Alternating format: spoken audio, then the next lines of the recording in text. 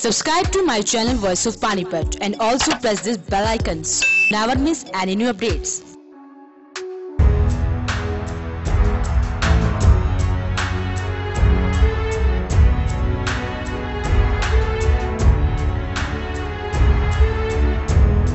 लोकसभा चुनाव का बिगुल बज चुका है। हरियाणा में 12 मई को चुनाव होने वाले हैं। सभी पार्टियां अब उम्मीदवारों के नाम पर मंथन कर रही है, तो वहीं केंद्र की राजनीति में पूरा दखल रखने वाला हरियाणा भी एक बार फिर लोकसभा चुनाव के लिए तैयार है।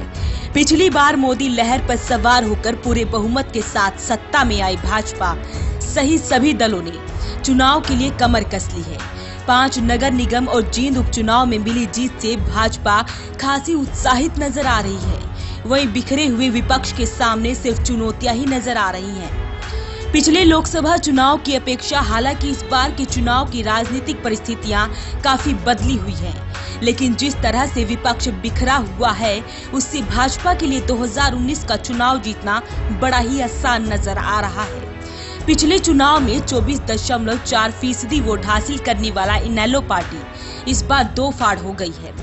ओम प्रकाश चौटाला के नेतृत्व वाले इनेलो की बागडोर उनके छोटे बेटे अभय चौटाला संभाले हुए हैं, तो इनेलो के कोख से निकली जननायक जनता पार्टी की बागडोर चौटाला के बड़े बेटे अजय सिंह चौटाला और पोते दुष्यंत चौटाला के हाथों में है। जींद उपचुनाव में तीसरे नंबर पर रहे कांग्रेस के कद्दावर नेता रणदीप सिंह सुरजेवाला की हार ने हाईकमान के सामने बड़ी चुनौती खड़ी करती है। प्रदेश में कांग्रेस आधा दर्जन खेमों में बटी हुई है। एक खेमे का नेतृत्व 10 साल तक हरियाणा के मुख्यमंत्री रहे भूपेंद्र सिंह हुड्डा कर रहे हैं, तो दूसरे खेमे में प्रदेश अध्यक्ष अशोक तंवर, किरण चौधरी और कैप्टन अजय यादव हैं। पिछले लोकसभा चुनाव में भाजपा के साथ कदमताल करने वाले हजका विधायक कुलदीप बिश्नोई और उनकी पत्नी रेणु बिश्नोई की पार्टी का कांग्रेस में विलय हो चुका है।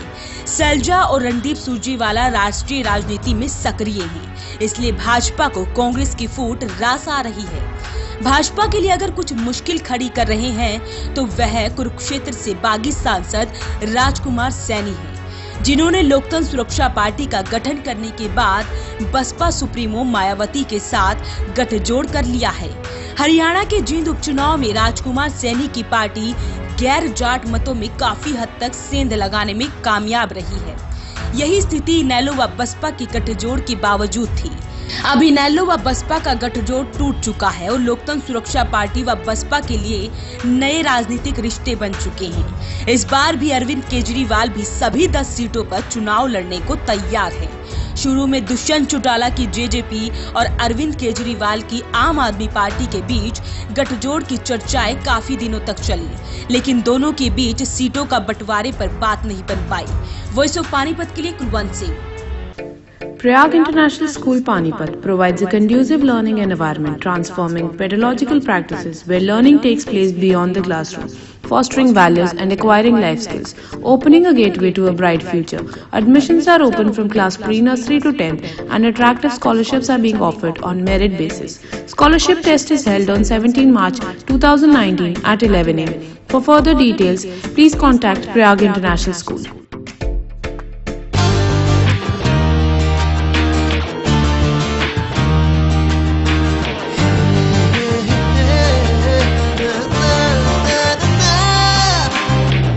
Add colors to your learning, life will be shining. You'll have a better future and you'll be smiling. Pride Sanskriti School, a better place, a better world. Pride Sanskriti School, सपनों से बेहतर कल. Pride Sanskriti School, add colors to your learning.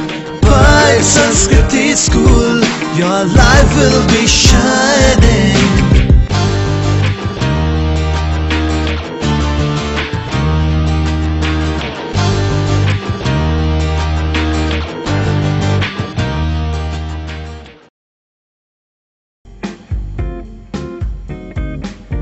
Hyderabadi general अस्पताल एवं nursing home Sanauli road Panipat में अब 24 घंटे सभी प्रकार के हृदय रोगियों के लिए उचित दरों पर कैथ लैब सुविधा शीघ्र खुल रही है।